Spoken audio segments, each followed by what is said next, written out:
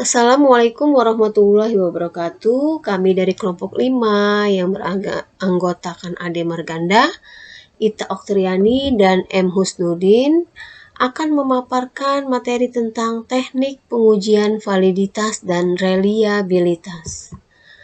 Pengertian dari validitas.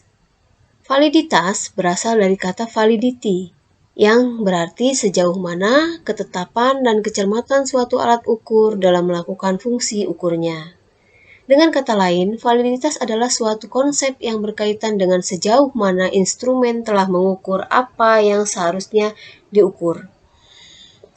Menurut Sudaryono tahun 2017, validitas merupakan ide yang paling penting untuk mempertimbangkan ketika mempersiapkan atau memilih instrumen untuk digunakan.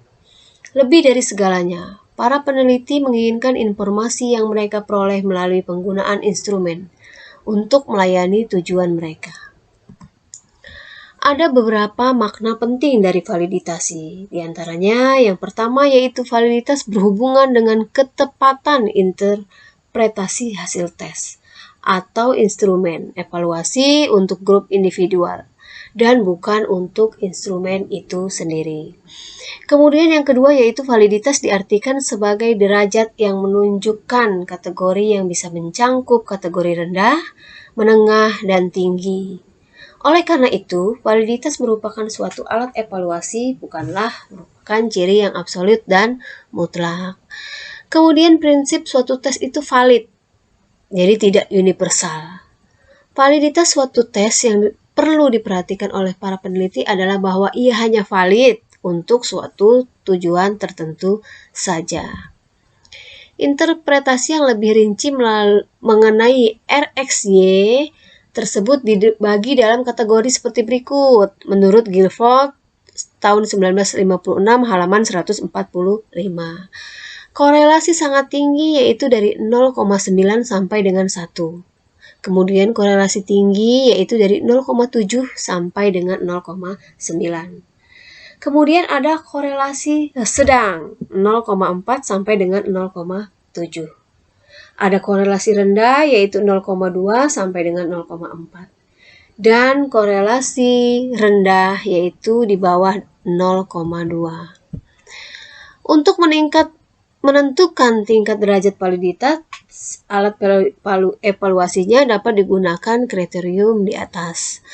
Sedangkan koefisien validitasnya akan menjadi kriterianya seperti berikut, yaitu jika 0,9 sampai dengan 1, maka validitasnya sangat tinggi.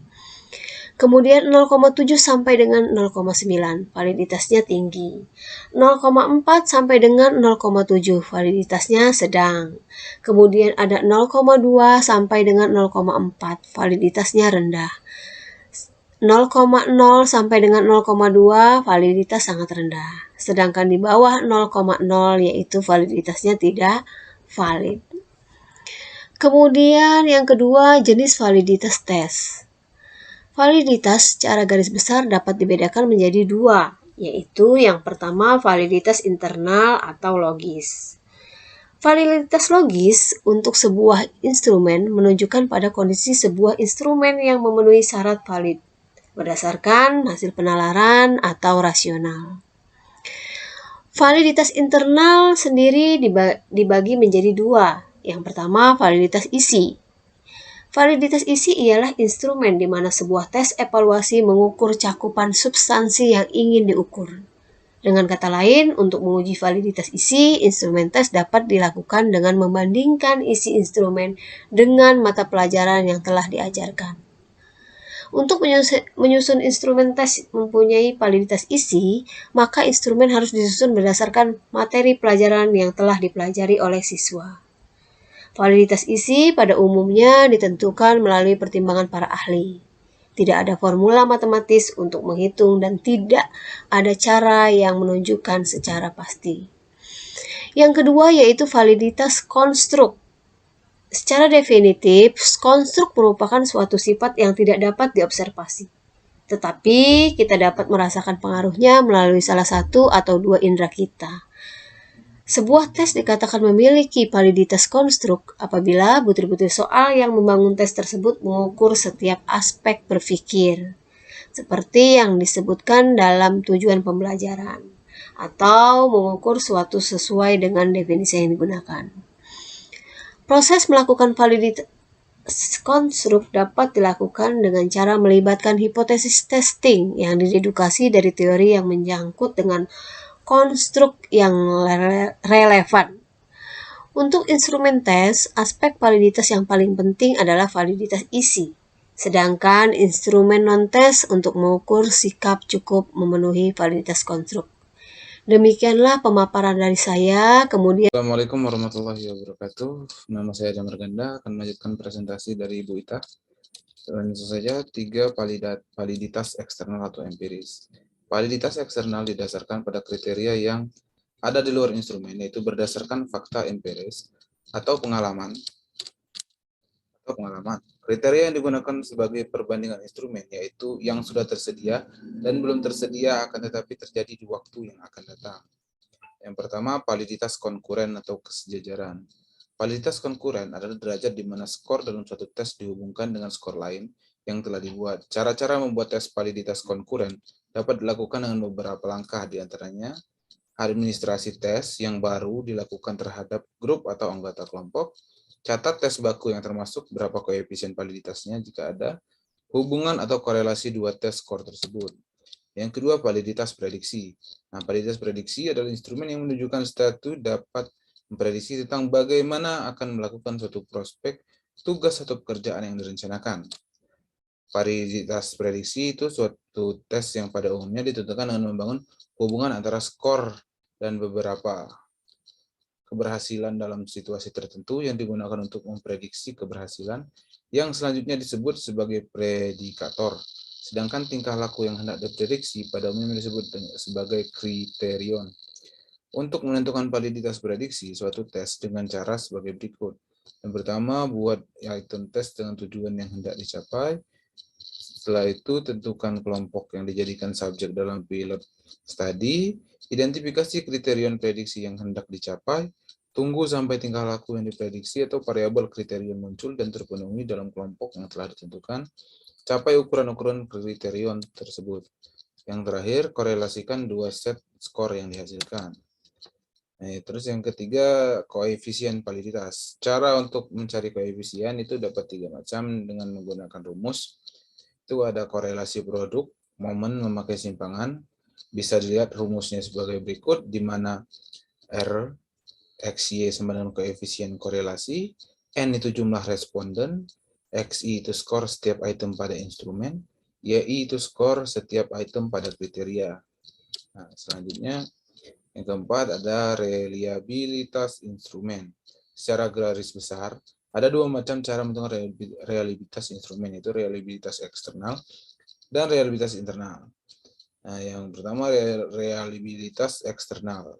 Ada metode tes ulang. Metode tes ulang ini dilakukan dengan menguji coba sebuah tes kepada sekelompok peserta didik sebanyak 2 kali pada waktu yang berbeda.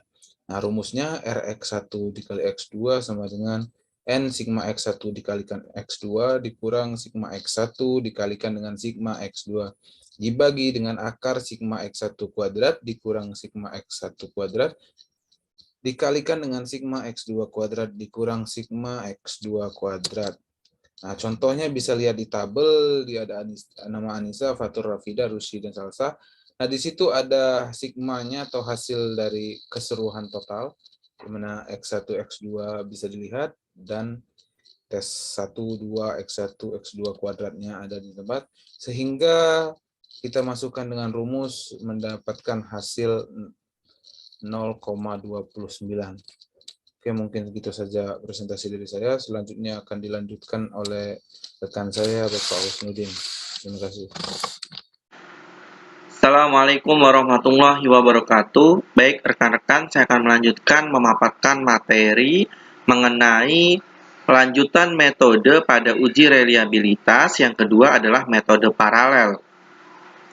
Metode paralel merupakan sebuah metode yang menguji coba dua buah instrumen yang dibuat hampir sama.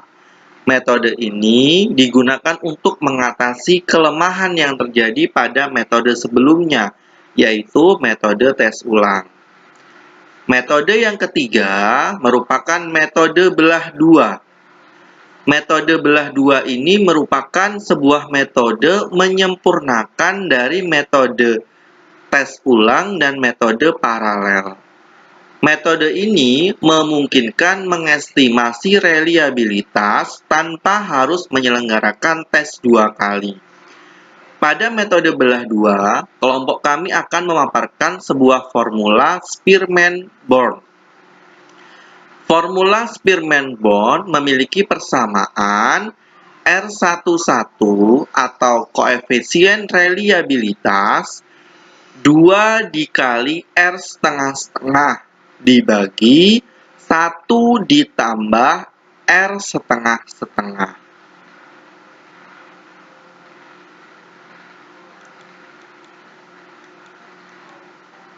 Sebagai contoh, ada sebuah instrumen atau butir soal terdiri dari 10 soal. Dikerjakan dengan sampel 10 anak, memperoleh skor seperti tampak pada tabel. Dengan menggunakan metode pembelahan ganjil, kita memperoleh bahwa variabel X diwakili oleh setiap anak yang mengerjakan benar pada butir soal bernomor ganjil. Sedangkan variabel Y diwakili oleh setiap anak yang mengerjakan soal benar pada butir soal bernomor genap, sehingga diperoleh seperti tampak pada tabel. Selanjutnya, kita akan mencari sebuah R11. Apa R11? R11 adalah korelasi antara skor-skor setiap belahan tes. Jadi kita cari dulu bagaimana korelasinya masing-masing skor setiap belahan tesnya. Dengan menggunakan sebuah persamaan N dikali sigma XY dikurang sigma X dikali sigma Y per akar dari N dikali sigma X kuadrat dikurangi sigma X dikuadratkan dikali N dikali sigma Y kuadrat dikurangi sigma Y dikuadratkan, sehingga diperoleh korelasi antar setiap belahan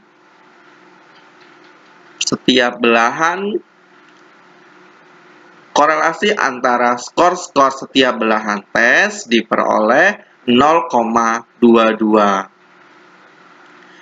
Setelah itu, kita akan menghitung berapa koefisien reliabilitas dengan menggunakan formula Spearman-Born, yaitu R11 2 dikali R setengah-setengah per 1 ditambah R setengah-setengah diperoleh koefisien reliabilitas 0,36. Berdasarkan hasilnya gitu kan, maka suatu instrumen dikatakan reliable jika nilai koefisien reliabilitasnya 0,70 lebih dari sama dengan 0,70. Karena diperoleh kurang dari 0,70, maka dapat disimpulkan bahwa instrumen tidak reliable. Next. Selanjutnya adalah bagaimana pembelahan awal-akhir. Pembelahan awal-akhir ini, variabel X mewakili sebuah butir soal dijawab benar pada nomor 1 dan 5, sedangkan variabel Y sebuah butir soal yang dijawab benar pada butir 6 sampai 10, sehingga diperoleh perhitungan seperti tampak pada tabel. Langkah selanjutnya, kita menentukan korelasi antar butir-butir soal. Nah, diperoleh korelasinya 0,09. Sehingga koefisien reliabilitas dapat dihitung dari 2 dikali 0,99 dibagi 1 ditambah 0,99. Merujuk pada Sugiono tahun 2002 bahwa suatu instrumen dikatakan memiliki reliabel apabila koefisien reliabilitasnya lebih dari sama dengan 0,70. Setelah kita hitung tadi, koefisien reliabilitasnya ternyata 0,16, lebih kecil dari ketentuan. Maka disimpulkan bahwa instrumen tidak reliabel. Selanjutnya, bagaimana tentang reliabilitas internal? Nah, reliabilitas internal untuk instrumen yang berbentuk dikotomi dapat digunakan menggunakan rumus KR20 apabila alternatif jawaban pada instrumen bersifat dikotomi. Misal, benar atau salah diberi skor 1 dan 0. Persamaan KR20 diperoleh RKK K per K min 1 dikali 1 min sigma P dikali Q per S1 kuadrat, di mana RKK merupakan koefisien reliabilitas, K adalah banyaknya butir soal, P proporsi jawaban benar, Q proporsi jawaban salah, dan S1 kuadrat merupakan varian skor total. Sebagai contoh, seperti tadi masih menggunakan contoh yang tadi, ada 8 anak yang mengerjakan 10 butir soal, sehingga diperoleh dari tabel di atas, diperoleh K-nya adalah 10. Butir soalnya ada 10, P dikali Q, gitu kan, itu sama dengan 1,656. Sehingga dengan menghitung varians total diperoleh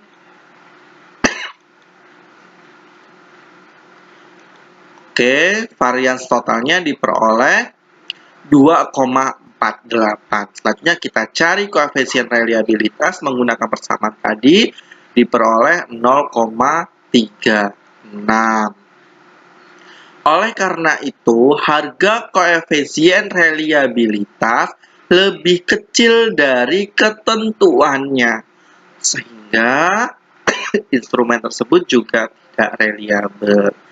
Baik, terima kasih pemaparan dari saya. Saya akhiri. Assalamualaikum warahmatullahi wabarakatuh.